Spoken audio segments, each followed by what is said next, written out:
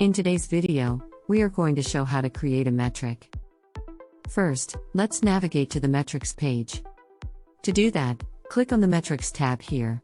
Once you've landed on the metrics page, you will have two options allowing to add a new metric. Either clicking on the button is shown here,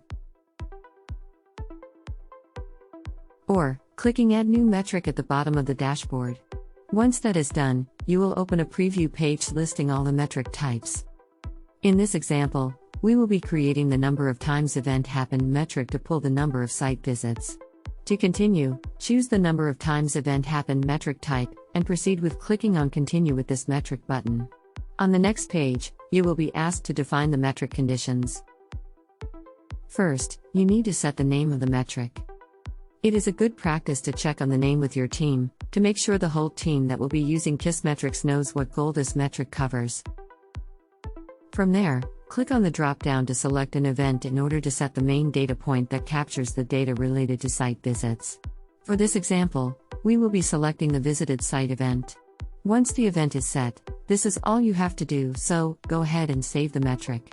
On the next screen, you will see an inside metric view with all the stats loading. If at some point, you would like to change the settings or metric name, you can go back to the previous page by clicking on Edit Metric Details. If you don't need the metric anymore, you can remove the metric from the dashboard by clicking Delete Metric as shown here. Further down the inside metric view, you can change the date range under the Date Range drop-down. For that, pick the date range you like and click Apply. From there, you can analyze the updated stats on the main metric graph. Or scroll down the page to check the histogram. Or even add a property to dive into your site visits data for this week. Let's check what channels brought the traffic to our site. For that, open the Select a Property drop-down and select a channel origin property.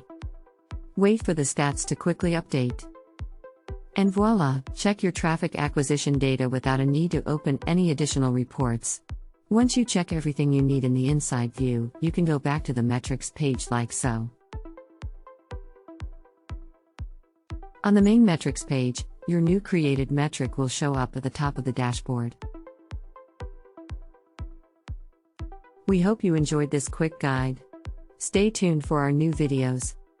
If you have any questions, you can always reach out to us at help@kissmetrics.io.